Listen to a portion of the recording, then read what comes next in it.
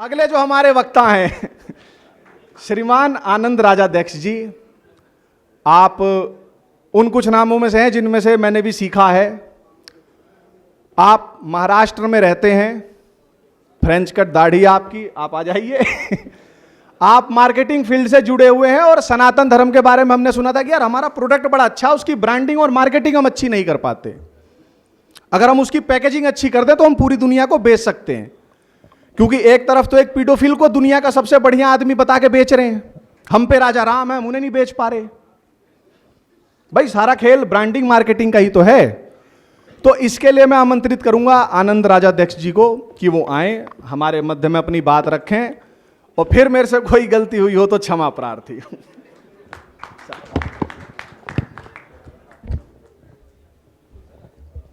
आवाज आ रही है मेरी ठीक से? आ रही है आवाज ठीक से अभी? जी ठीक। अच्छा, मैंने एक छोटा सा प्रेजेंटेशन बनाया है। अभी वो प्रेजेंटेशन बनाकर काफ़ी समय हो गया, तो उसमें कुछ आंकड़े हैं, उनको समय के अनुसार रिवाइज करना होगा। बाकी कंसेप्ट तो एक ही है। मैं विनती करता हूँ कि वो प्रेजेंटेशन को चला दें।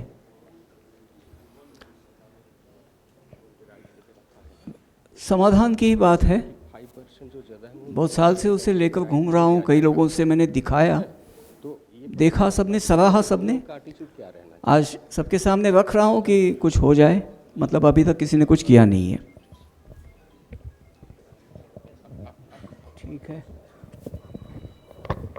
हाँ, यहाँ ठीक है, यहाँ से शुरू हो जाए। पहली स्लाइड लाइए ठीक से।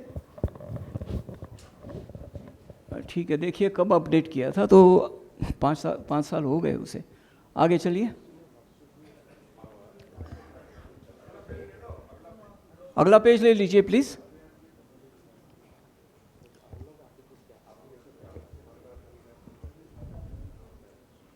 धन्यवाद। अब हम बात करते हैं कि हिंदू अस्मिता का संरक्षण की बात क्यों करनी चाहिए। अभी मुझे लगता है इस पे क्या बात करनी, लेकिन थोड़ी भूमिका समझा ही देता हूँ कि बढ़ती विधर्मियों की आक्रामकता और वामपंथियों की आक्रामकता, उससे हिंदू चिंतित है। अब वामपंथी क्या है, तो पूरे डिस्कोर्स पे काबिज है। और यहाँ एक बात कहना चाहूँगा, एक बात होती है स्टेटस कोइज्म, या जिसे कहते हैं यथास्थिति। यथास्थिति में एक चीज़ अभिप्रेत है, वो है स्थिति, यानी जिसका कोई स्टेटस हो जाता है। अब यहाँ स्टेटस को मैं हिंदुओं के परिप्रेक्ष्य में समझाना चाहता हूँ। स्टेटस का ग्रामेटिकल अर्थ होता है स्थिति, लेकिन जब हम कहते हैं कि भाई नहीं हमारा कोई स्टेटस है, तो हम सोशल स्टैंडिंग की बात करते हैं कि समाज में हमें कोई इज्जत है, हम उस इज्जत की बात करते हैं। तो जिसके पास कोई इज्जत है, कोई स्टेटस है, वो उसे खोने से डरता है। उसको कुछ भी लगता है कि स्टेटस मेरा चला जाएगा, वो उस बात से डरता है। और इसी बात का फ़ायदा उठाकर उसे डराया जाता है कि तुम वो न रहोगे जो तुम थे या जो तुम हो। तो किसी एजुकेटेड आदमी के पत्नी को, बेटी को, बहन को छेड़ा जाता है उसके सामने, और वो डर के कन्नी काट लेता है कि इससे पहले पूरी करियर बर्बाद हो जाएगी। ज़िंदगी भर जो पैसा लगाया है करियर में, शिक्षा में, वो बर्बाद हो जाएगा। तो ये खुद की चढ़ाई हुई, खुद की पहनी हुई बेड़ी है। ये करियर के पीछे जो हम खर्चा करते हैं वो हमें पंख नहीं देता। इट्स अ गोल्डन हैंडकफ, सुनहरी बेड़ी है वो। इस बात को समझ लेना जरूरी है। खैर आगे चलते हैं। तो हिंदू इस हताशा से ग्रस्त है कि काश कोई संगठन होता जो उस पर होते सांस्कृतिक तथा अन्य आक्रमणों का समीचीन एवं वैध, मतलब लीगल ढंग से प्रतिकार करता। अगली लाइन मुझे लगता है अनावश्यक है, कि समझते हैं ऐसे संगठन की आवश्यकता क्यों है। अभी हम उसी की बात कर रहे हैं, तो क्या कहें आगे। नेक्स्ट। अब इस बात को आप खुद ही मन ही मन पढ़ लीजिए कि सभी जगह लोग हैं जो हिंदू पर हंस रहे हैं, और हिंदू असहाय महसूस करता है कि मुझे कौन बचाने आएगा। नहीं, हिंदू आज खुद को त्राताहीन पा रहा है। लेकिन बात यह है कि बुद्ध की एक लाइन मुझे याद आती है, अप्पदीपो भव, खुद ही दिया बनना पड़ेगा। और दिया नहीं तो मशाल बनना पड़ेगा। आज वो समय आ गया है कि दिया बनने की बात कम है, आज मशाल बनने की ज़रूरत ज़्यादा है। तो हिंदू समझ रहा है कि जो भी हो रहा है उसका कानूनन इलाज उपलब्ध हो, लेकिन इलाज करने की जिम्मेदारी लेने वाला कोई दिख नहीं रहा। आगे अकेला हिंदू जिम्मेदारी से डरता है और मौजूदा संगठनों से निराश है कि कोई कुछ नहीं कर रहा। अब सबसे बड़े संगठन का नाम तो नहीं लेना चाहता, लेकिन ये निराशा ज़्यादातर उनसे है।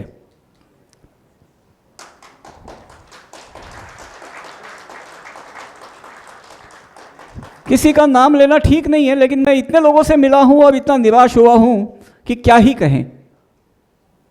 ठीक है, नागपुर तो गया नहीं हूं, इसलिए कह नहीं सकता कि जिनसे मिला हूं उन्होंने केवल ये कहा होगा कि भाई ठीक है हम कर देंगे। मतलब कई लोगों का ये एक बकवास करने की आदत होती है, अपना भौकाल दिखाते हैं, निकलते कुछ नहीं है, खाली निकलते हैं, खोखले निकलते हैं। आगे चलें। जरा ठीक से ओरिएंटेशन ठीक करना जरा। तो प्रखर हिंदू विचारक या चिंतक दिख नहीं रहे या बोल नहीं रहे, ये 2014 की बात थी, अभी दिख रहे काफ़ी। आगे लीजिए।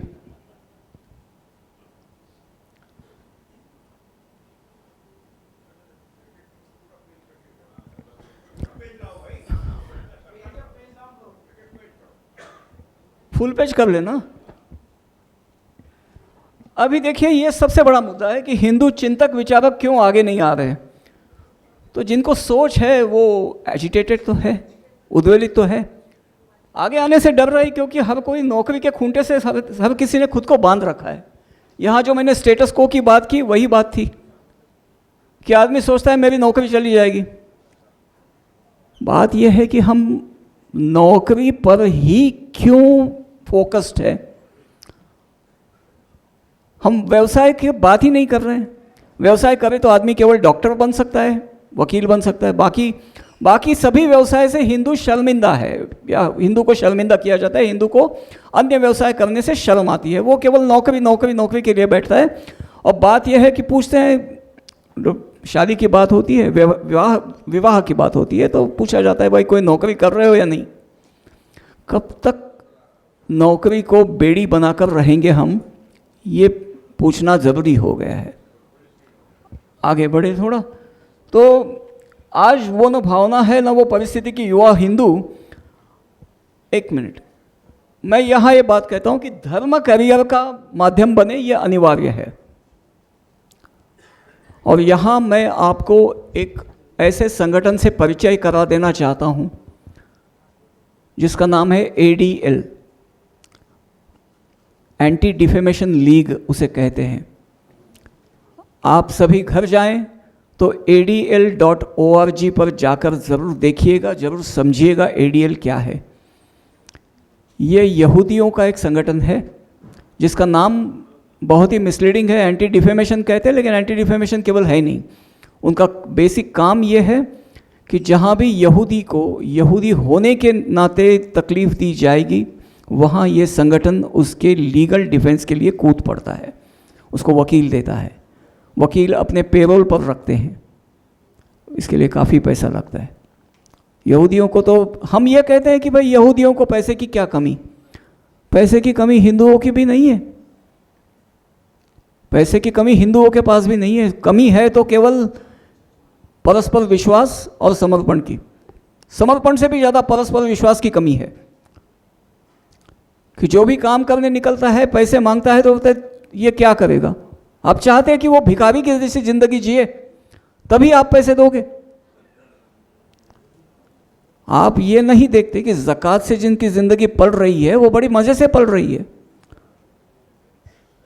आप ये नहीं देखते कि पादरियों की ज़िंदगी कैसी दिखती है, कैसी चलती है, वो धर्म के पैसे से ही चलती है। हमें अगर एम्बिशियस लोगों को आप पैसे नहीं दे सकते तो आप कहीं नहीं जाओगे।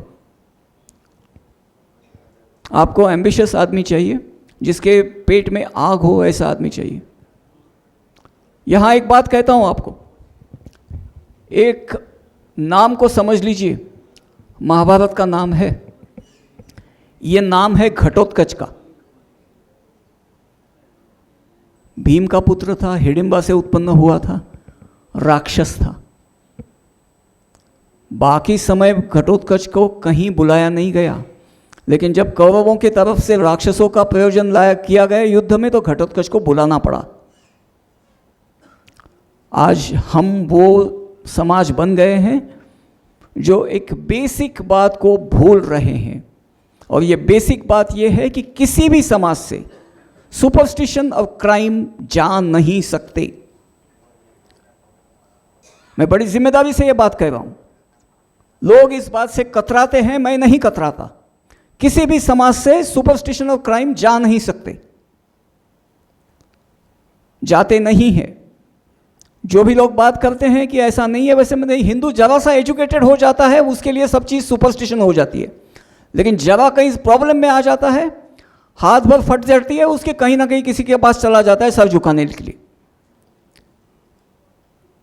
अगर किसी हिंदू बाबा के संत के पास चला गया तो ठीक है, गनीमत है, घी पड़ा तो पतीले में, लेकिन नहीं तो चला जाएगा कोई फादर या कोई चादर, नहीं तो लाल खाई में चला जाएगा। कुल मिला के हिंदू धर्म के खिलाफ हो जाता है, उसका कोई उपयोग नहीं है। दूसरी बात है क्राइम की। हम लोग जरा कोई कुछ हो जाता है उससे कन्नी काट लेते हैं। मैं यहाँ एक बात कहना चाहता हूँ, नूपुर शर्मा के समय मैंने एक ऑडियो सुना था, आप लोगों ने भी सुना होगा, काफ़ी वायरल ऑडियो था। उस ऑडियो में एक डॉक्टर को कोई आदमी धमका रहा था। धमकाने वाले का आवाज़ बिल्कुल लुखे जैसा था, लेकिन वो धमका रहा था और डॉक्टर गिड़गिड़ा रहा था। आपने कभी सोचा है क्यों गिड़गिड़ा रहा होगा? वो गिड़गिड़ा इसलिए रहा था क्योंकि उसके परिचय में कोई हिंदू नहीं था जो उस धमकाने वाले को समझा सके। और ये हमने खुद हमारे बीच में से लोगों को काट दिया है। क्या आप इस बात से सहमत हैं? जी? तो ये बात हमें समझनी चाहिए कि हमने खुद इन लोगों को अगर काट दिया है तो आपके पास ये लोग उपलब्ध नहीं होंगे। अगर आपके पास आपका भाई नहीं होगा तो आपको किसी भाई के चरण चुंबन करने पड़ेंगे आपके मसले सुलझाने के लिए, और उसकी कॉस्ट बहुत होती है। वो कब आपकी प्रॉपर्टी भी हथिया लेगा आपको समझ नहीं आएगा। तो इस बात पे गौर कीजिएगा। मैं बस ये बात आपको बता रहा हूं कि कैसी कैसी चीज़ों की ज़रूरत होती है, ज़रूरत पड़ती है। आगे चलते हैं एक मिनट इसी विषय पर। जन समर्थन दो प्रकार का होता है, प्रत्यक्ष और आर्थिक। आर्थिक समर्थन मिले तो हर सही ढंग का प्रत्यक्ष जन समर्थन भी जुटता रहेगा, लोग जोड़ने में आसानी रहेगी। इसलिए कुछ कार्य दिखाना होगा जिससे जन भावना के तार जुड़े हों। तो यहाँ मैं जिस तरह से हिंदू विरोधी प्रचार साहित्य एवं प्रचार हमारे विरोधियों के लिए करियर बनता है, हमारे प्रतिभाओं के लिए कम से कम धर्म के प्रचार बचाव का साहित्य निर्माण तथा प्रचार एक आकर्षक करियर ऑप्शन बने। हमें जो लोग मिलते हैं बात करते हुए, सुनते हुए उबासी आती है। कितनी मूर्खता से बात करते हैं मैं कह नहीं सकता। तो इसे जन समर्थन कैसे प्राप्त होगा, यहां आगे चलते हैं। आगे प्लीज।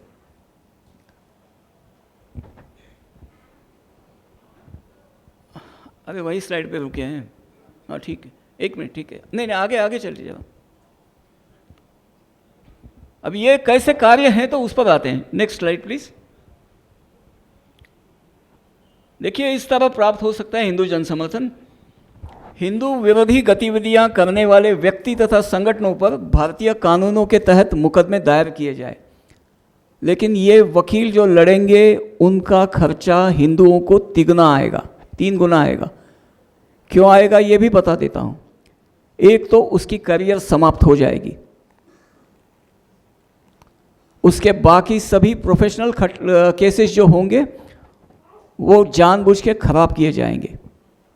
मैं एक वकील को महाराष्ट्र में फ़ोन पे ही उससे बात हुई थी, वो मुझे समझा रहा था कि भाई किसी केस में कोई जज साहब थे जो किसी मामले में संलिप्त थे, तो इस साहब ने उसकी केस की।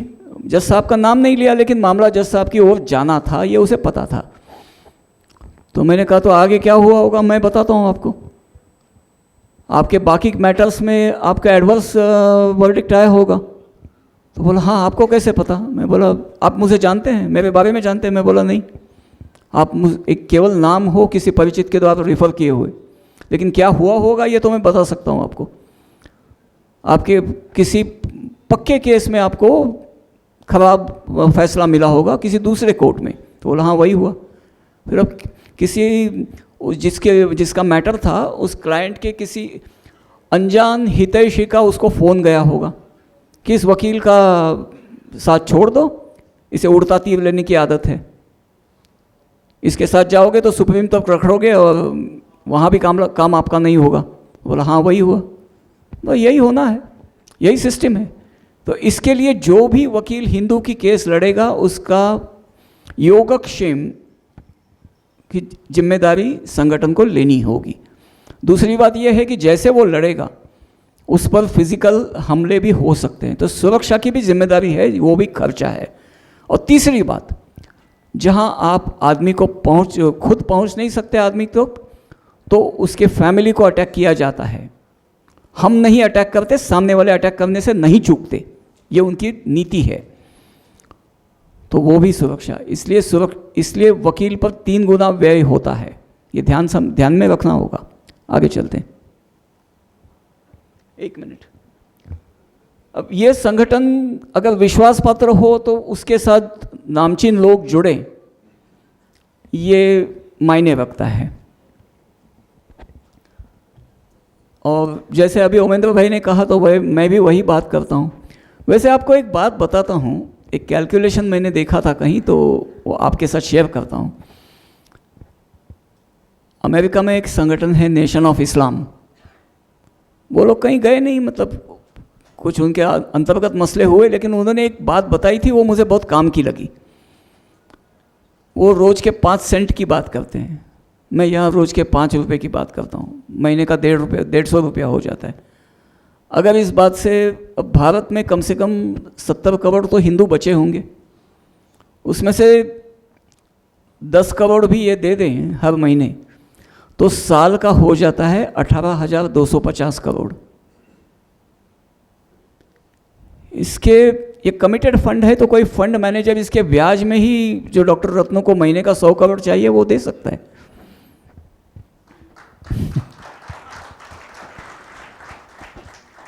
मतलब मैं इतना ही कहना चाहता हूं कि संभावनाएं अनेक हैं, लेकिन देने की भावना नहीं है, समस्या वही है। आगे चलें। तो ये काम के लिए एक मार्केटिंग का एक नियम है, जो रिसेंट राउट के 22 नियम है, उसमें 22वां नियम है कि काम की शुरुआत करो तो सबसे पहले ये देख लो कि धन पर्याप्त तो है या नहीं तो आपके पास अगर स्कूटर के पेट्रोल के पैसे हैं और आप मर्सिडीज लेकर निकले हैं तो कंपाउंड से भी बाहर नहीं निकल पाएंगे। इस बात का ध्यान रखें। तो संस्था को पूर्णकालिक वेतनभोगी कर्मचारी रखकर अपना कामकाज चलाना होगा। बड़े धन की आवश्यकता होगी, और इसमें मैं ये सुझाव दे रहा हूँ कि ये धन एफडीज में रखा जाए 10 साल की। आगे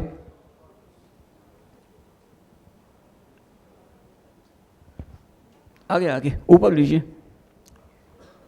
नहीं ऊपर लीजिए, स्लाइड अप करिए भाई।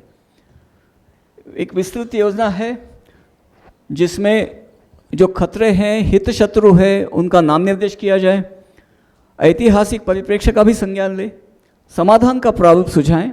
आगे चले। खाका कैसे होगा ये देखते हैं, ऊपर लीजिए। समस्या को स्पष्ट शब्दों में चिन्हित किया जाए यह अनिवार्य है। तो समस्या क्या है? धर्मांतरण हमारे लिए बड़ी समस्या है, और यहाँ एक समस्या को मैं एक बात बताना चाहता हूँ। मुसलमान को मुसलमान होने से जो दबंगाई का एडवांटेज मिलता है, दूसरों पर दादागिरी करने का एडवांटेज मिलता है, उसको ये पता है कि बस वो झगड़ा कर रहा है तो उसका यूनिफॉर्म देख के बाकी पूरी आर्मी को आँख जुट जाएगी। ये एडवांटेज बहुत बड़ा होता है। कंट्रोल फ्रीक जो नेचर होता है आदमी का, ऐसे लोगों के लिए एडवांटेज बहुत बड़ा होता है। इसको हमें समझना चाहिए। ऐसे लोग धर्मांतरण नहीं करेंगे। आगे चलते हैं। इसमें धर्मांतरण से हमारे लिए क्या समस्या है? तो घरों की घेराबंदी होती है, अतिक्रमण है, बहन बेटियों की छेड़छाड़ है और सीधा हमले भी होते हैं। ये भी देखना चाहिए। आगे चले।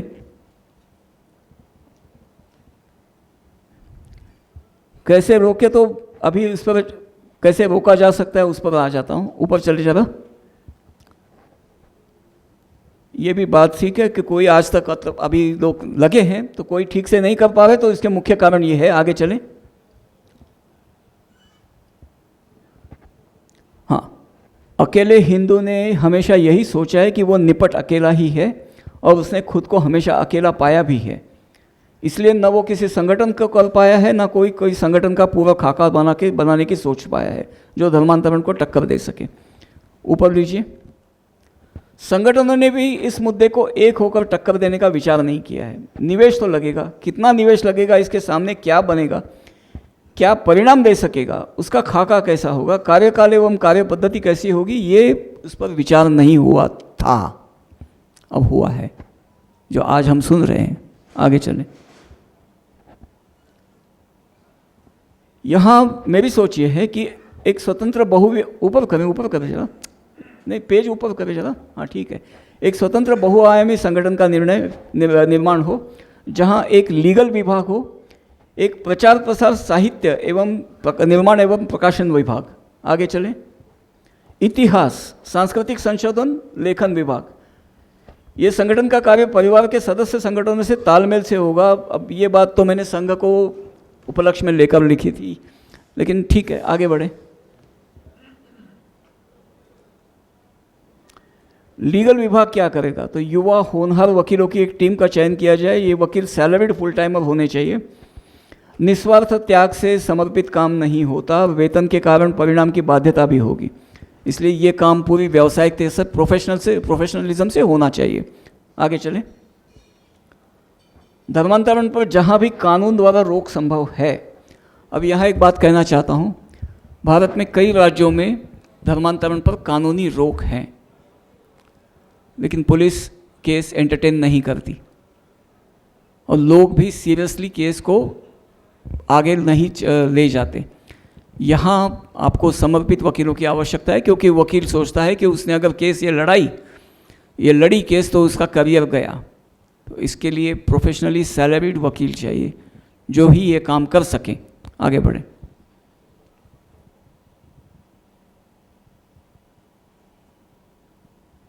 ठीक है। हिंदू आइडेंटिटी का संरक्षण। अभी यहाँ मैं एक बहुत महत्व की बात कहने जा रहा हूँ। ईसाई पादरी और मुसलमान जो गेरुआ कपड़े पहनकर आते हैं, स्वामी फ्रांसिस वगैरह जो नाम होते हैं उनको ये करने से मना कर दिया जाए। That is called inculturation, pretence है वो, और इस बात को ऑब्जेक्शन किया जाए। आगे चले जरा, एक मिनट। धर्म प्रसार का संरक्षण, धर्म प्रसार की जो छूट है, इसका अर्थ ये नहीं है कि वो अपने ग्रंथों में या हमारे ग्रंथों में झूठ बोलकर दिखाएं कि भाई ये वही है। मोहम्मद को 10वां अवतार दिखाने वालों को मैंने कहा था, भाई तो आप तीसरे अवतार को भी मानते हो? आप अवतार सिस्टम में मानते हो तो तीसरे अवतार को भी मानते हो क्या? अब तीसरा अवतार तो बराह का है, तो भाग खड़े हुए। लेकिन यहाँ मैं अवतार को लेकर एक बात कहना चाहता हूँ, जिस बात का मैं हिमायती हूँ और ये प्रामाणिक बात है कि नबी अवतार नहीं होता, रसूल अवतार नहीं होता। ये उनके अल्लाह का मैसेंजर है। अब मैसेंजर को डिक्शनरी में आप शब्द देखेंगे तो कई ऐसे शब्द मिलेंगे जिन्हें मैं यहाँ नहीं उच्चारना चाहता, ठीक है। लेकिन अवतार को हम प्रत्यक्ष परमेश्वर मानते हैं। अवतार नबी नहीं होता, अवतार रसूल नहीं होता। और दूसरी एक बात जो मुसलमान हमें बताते नहीं है, ये नबी और रसूल के बीच में दर्जात्मक फ़र्क होता है। रसूल उनके यहाँ केवल 4 है। दाऊद को भी कोई रसूल मानते हैं तो 4 माने जाएंगे, नहीं तो 3 ही है, मूसा, ईसा और मोहम्मद।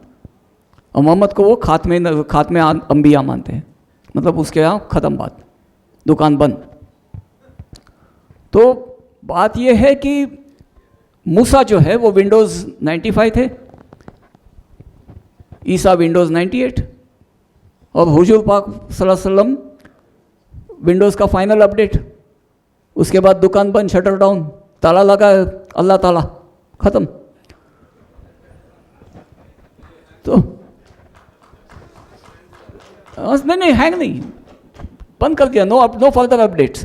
तो बात उनकी ये है, तो मूल बात ये है कि हमारे यहाँ नहीं है ऐसा। एक यहाँ आपको एक बात बताता हूँ, एक पुराना गाना था हम दोनों फिल्म का जो मुझे याद आता है, नहीं गा नहीं रहा हूँ। एक भजन था, ना मैं धन चाहूँ ना मैं रतन चाहूँ, तो उसमें एक लाइन थी, थम गया पानी जम गई काई, बहती नदियाँ ही साफ कहलाई। तो वो थमा हुआ पानी है, जहाँ काई जमी है उस पर पैर फिसल जाता है लोगों का। काई शुरुआत में हरी होती है, आगे चलकर काली हो जाती है।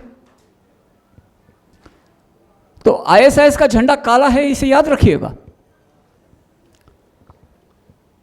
तो काई जो है, अब हमारे यहाँ क्या है, बहती नदियाँ है, साफ है। हमेशा सनातन जो है उसका ना उगम है ना अंत है, अनादि अनंत है, वही सनातन है। तो इस बात से शर्मिंदा ना हो, उल्टा गर्व करने की बात है। तो खैर, मैं यहाँ इस बात पर कहना चाहता हूँ आपसे 1 मिनट, कि वो जब कहते हैं कि तुम्हारे ग्रंथों में हुजूर पाए जाते हैं तो कहीं नहीं पाए जाते, या वो कहते हैं कि जब वो कहते हैं कि हम राम, कृष्ण और शिव को नबी मानते हैं, तो पहली बात तो ये है कि राम, कृष्ण और शिव का वो अपमान कर रहे हैं, ये तौहीन है, ये तौहीन है। क्योंकि ये हम उनको प्रत्यक्ष ईश्वर मानते हैं, ईश्वर का अवतार मानते हैं, ईश्वर का भेजा हुआ मैसेंजर नहीं मानते। तो उनका ये दर्जा कम दिखा रहे हैं, ये अपमान है। और हमें ये कहना चाहिए कि भाई हम अपमान सहन नहीं करेंगे, सीधी सीधी बात है। दूसरी बात यह है कि आप उन्हें जब नबी मानते हैं, और रसूल का दर्जा नबी से ऊपर होता है, उनके कई नबी हैं, आप उनका नाम लेकर उन्हें पूछिए, क्या आप हज़रत यूसुफ को रसूल मानते हैं? क्या हज़रत दाऊद को रसूल मानते हैं? ये केवल 3 रसूल हैं उनके यहाँ, तो उनके बराबरी में नबी नहीं मानते। और वो राम, कृष्ण और शिव को नबी बता रहे हैं, ये तो अपमान है। हम क्यों सहन करें ये बात को? और आपका भी बिलीफ है, हमारा भी बिलीफ है, विश्वास है। तो हमारे विश्वास के लिए आपके सर्टिफिकेट की आवश्यकता नहीं है। हमारा विश्वास, हमारी श्रद्धा आपके प्रमाण पत्र की मोहताज नहीं है। ये बात सीना ठोक कर कहने की आवश्यकता है आज। मैं यही बात कहना चाहता हूं, आप सब इस बात को याद रखें कि जो भी कहें, और उसके बाद जो कोई कहते हैं कि राम इमाम हिंद है, तो इमाम तो नुक्कड़ की मस्जिद का प्रार्थना लीड करने वाला इमाम है भाई। मौलाना से भी नीचे होता है इमाम। किसी भी मस्जिद में जो प्रार्थना, वो नमाज लीड करता है, वो इमाम है। और राम को आप इमाम बता रहे हैं, तो क्या प्रभु श्री राम पूरे हिंदुओं को, सभी हिंदुओं को नमाज पढ़वाएंगे? क्या बात कर रहे हैं भाई? तुम्हारे सर्टिफिकेट, तुम्हारे प्रमाण पत्र के हम मोहताज हो, इतने हिंदू धर्म के बुरे दिन नहीं आए हैं। सीधी बात है, ताल ठोकर कहने की आवश्यकता है। जी यति जी, कोई खास वजह है स्माइल की? यति जी को पूछ रहा हूं। नहीं, ठीक है। तो हमें इस बात को लेकर लड़ना है कि ये हमारे चिन्हों का, हमारे संदर्भों का गलत उपयोग ना करें। क्राइस्ट को कृष्ण के समान बताएं या मंदिर में उनकी प्रतिष्ठापना करें और फिर हिंदू देवताओं की मूर्तियां निकालें? नहीं, this should be legally prevented. जो कानून आज भी धर्मांतरण पर हैं उनका अभ्यास करके उस पर काम करना होगा। आगे चलते हैं।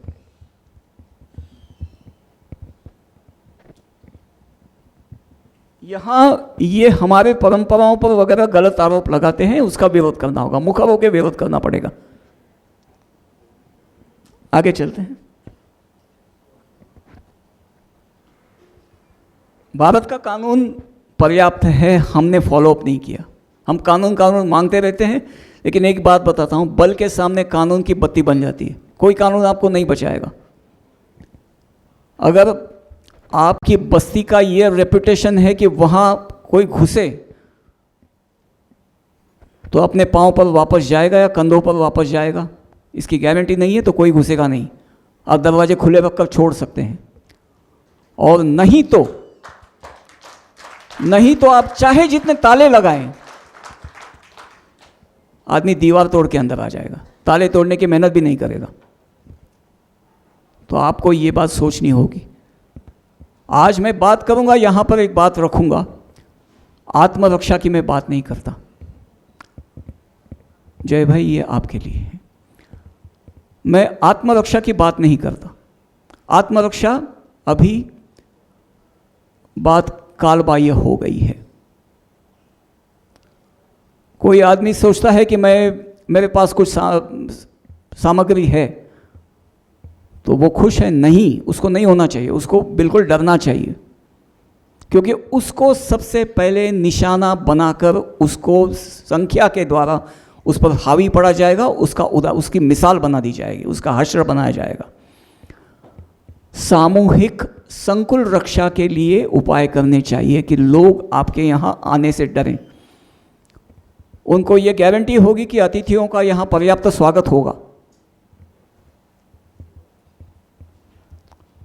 तो ये स्वागत की व्यवस्था मतलब क्या है कि पूरे समाज को या वहाँ के सभी हिंदुओं को स्वागत व्यवस्था में जोड़ना होगा।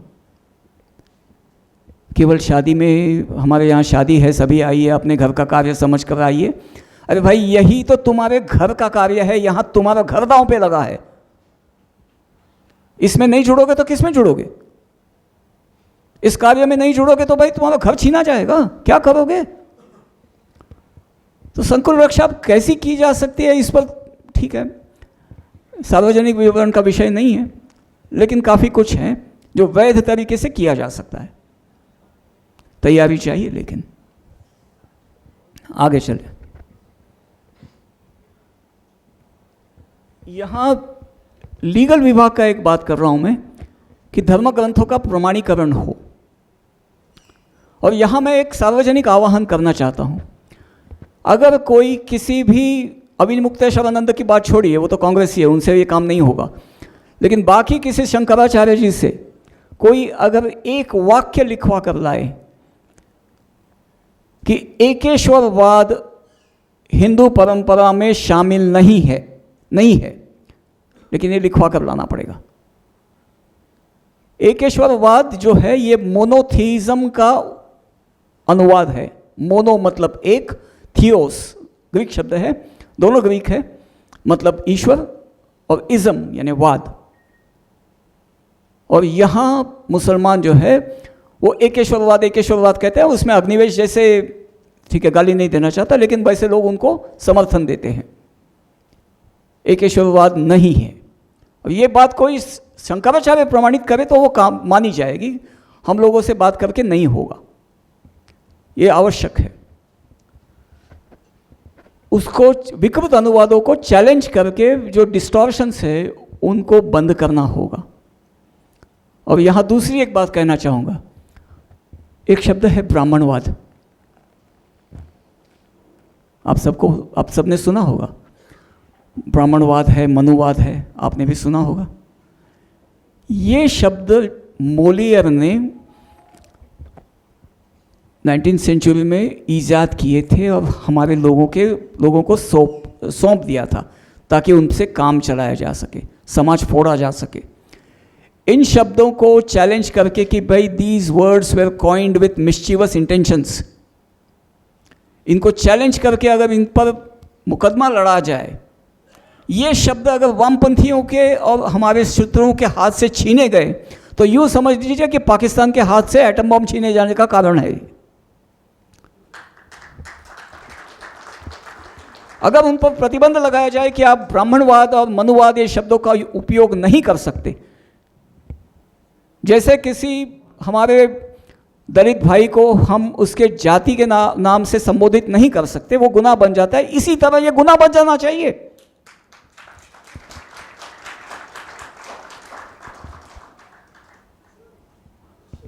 वन सेकंड, आगे चले। इससे क्या है कि इनसे वेद पुराण को गलत अर्थ देकर सनातन धर्म की बदनामी करने वालों को इससे सबक मिल जाएगा। आगे चले।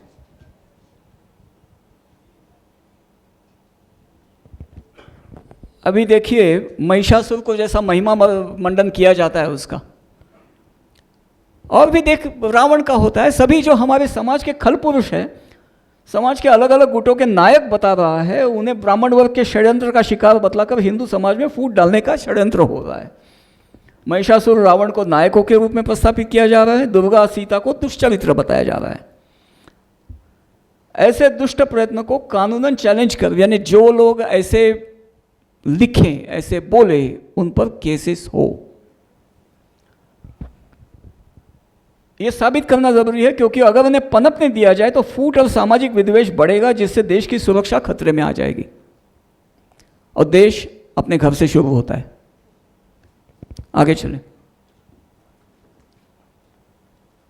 यहां ये बात अभी बहुत महत्व की है, इस पर सभी ध्यान दें प्लीज। मैं बात कर रहा हूं हिंदू आइडेंटिटी प्रोटेक्शन एक्ट। कोई पादरी भगवा पहन के घूमता मिले, कोई मौलाना भगवा पहन के घूमता मिले, तो this should be forbidden by law. ये बरगलाने की कोशिश है। क्या आपने किसी हिंदू सन्यासी को, संत को पादरी का चोगा पहनकर हिंदू धर्म का ईसाइयों के बीच प्रचार करते देखा है? उनके पादरी आ जाते हैं। This should not be allowed.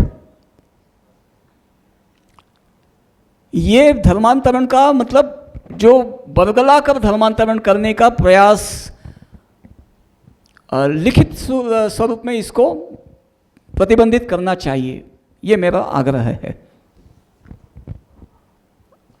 इसको मैं कहता हूं हिंदू आइडेंटिटी प्रोटेक्शन या protection of Hindu identity act. ये कानून होना जरूरी है। हिंदू चिन्हों को वगैरह कोई पहनकर कहे कि हम भी पहन सकते हैं, नहीं पहन सकते, क्योंकि आप खुद को इसे हिंदू बता रहे हैं, आप हिंदुओं के बीच स्वीकार्यता पा रहे हैं, तो वो बात सही नहीं है। आप ईसाई बनकर आइए, बात करिए, हिंदू सबका स्वागत करता है, कोई दिक्कत नहीं है। आगे चलिए। एक मिनट, यहाँ एक बड़ी बात है। एक मैंने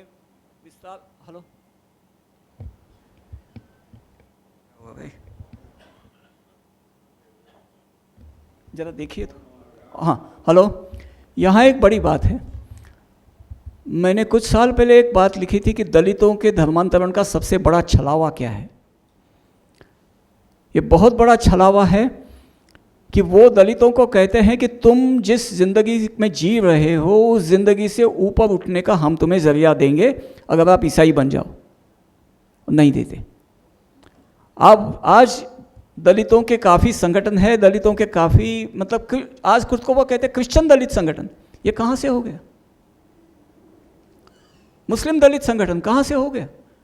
भाई जब आप खुद को जाति रहित कहते हो, अब हिंदुओं का दोष बताते हो ये जाति, तो फिर दलित क्रिश्चियन संगठन कहाँ से आया? दलित मुस्लिम संगठन कहाँ से आया? क्यों आया? इस बात को फंडामेंटल चैलेंज देना आवश्यक है।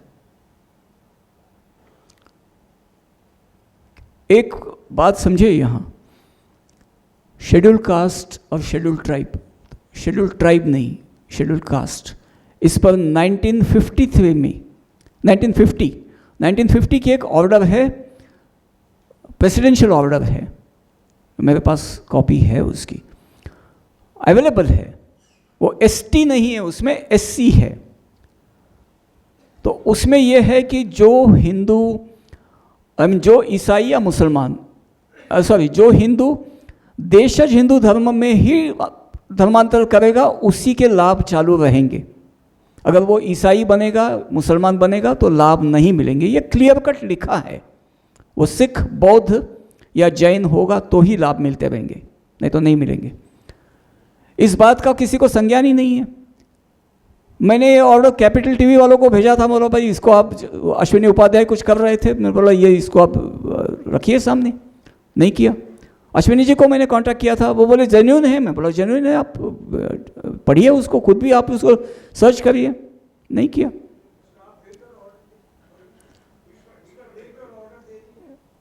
वो है SC act, SC conversion act, आप देखिए, सुप्रीम प्रेसिडेंशियल ऑर्डर ऑफ 1950,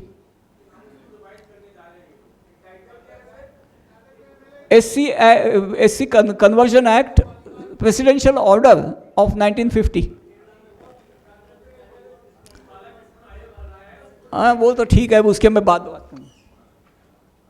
हाँ ठीक है, ओके। चलिए, यहाँ एक मेन बात है कि जो भी धर्मांतरण कर रहा होगा उस व्यक्ति को वहाँ मैजिस्ट्रेट के सामने टेस्ट देनी होगी कि वो क्यों धर्मांतर कर रहा है। वो टेस्ट में कोई हिंदू आचार्य उसकी परीक्षा लेगा कि क्यों कर रहा है।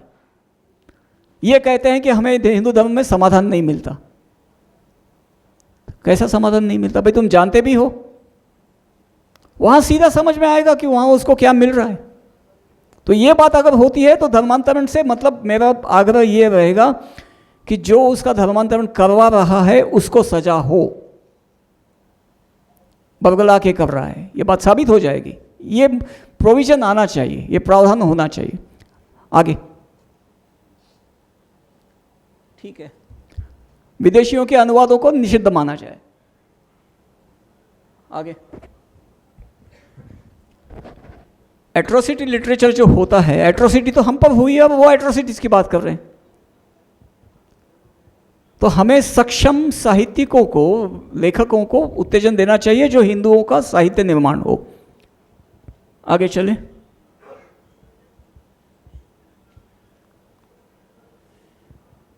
आगे चले, आगे चले।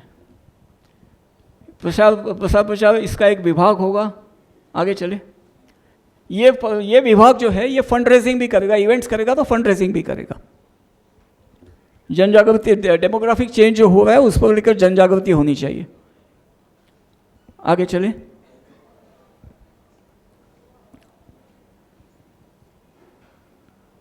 इतिहास, सांस्कृतिक संशोधन पर भी काम होना चाहिए। आगे जो भी काम हो उसको दस्तावेज, उसको ऑफिशियल डॉक्यूमेंट माना जाना चाहिए। हाँ, ये वकील की बात मैं पहले ही कर चुका हूं तो मैं इसको रिपीट नहीं कर रहा हूं। ठीक, आगे।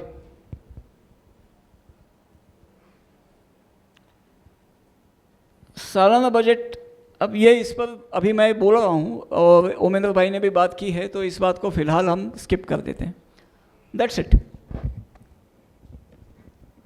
That's it. फिलहाल मतलब जो बातें आज के लिए इस बात के लिए, इस चर्चा में जो महत्वपूर्ण बातें हैं हमने कवर की है।